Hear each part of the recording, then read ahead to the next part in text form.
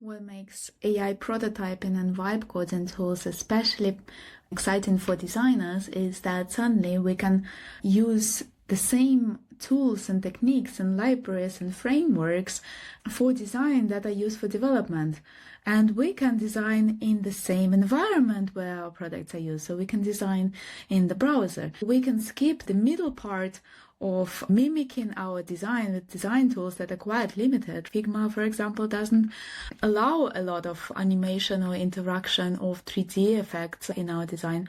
Or if you use more sophisticated tools, then we need to hand over files to developers and they need to reproduce those effects with code, like in whatever way they're reproducing it. It's a lot of things lost in translation, the time wasted, it's a lot of double work, and now we can skip it. We can do it as designers, and we can hand over not only prototypes, we can hand over code that can potentially be used in production. In this video, I want to show you how to use third-party libraries and for animation in your AI prototyping tools. I use V0, but you can also use Lovable, Bolt, Replit, or whatever other vibe coding tool you are using.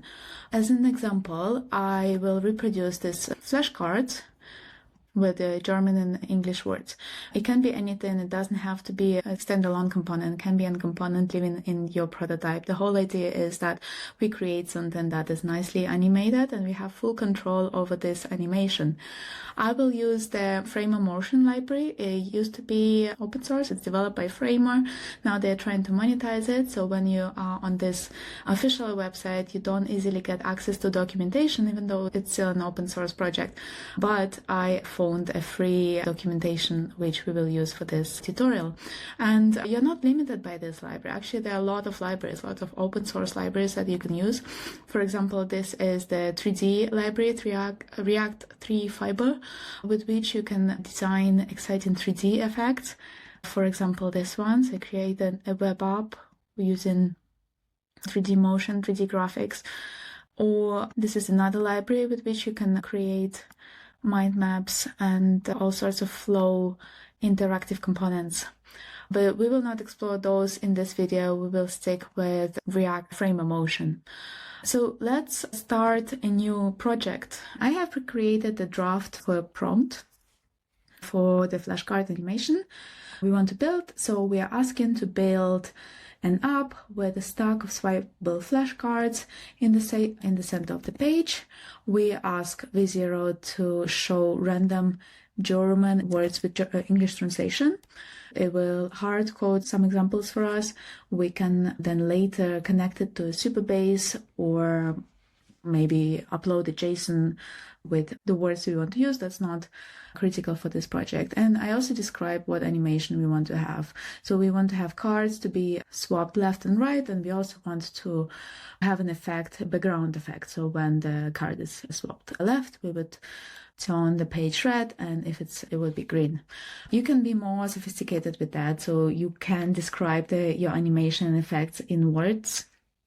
And actually, it can already take you pretty far.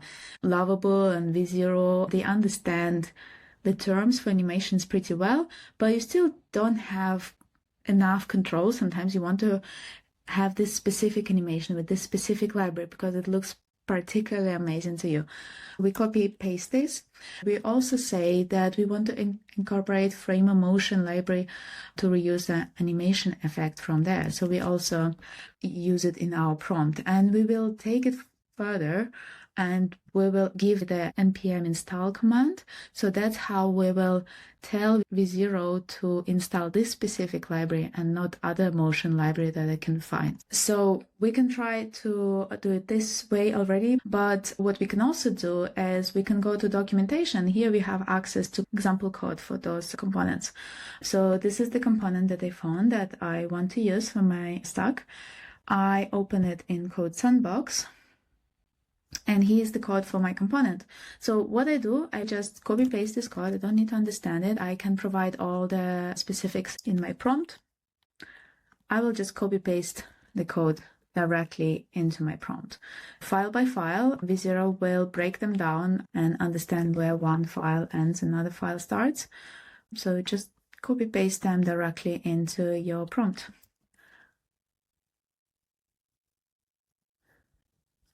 Now, here we go. So we copy pasted all of them. We press start and let V0 think a bit. So V0 completed the task, and here we are. We have our component with flashcards.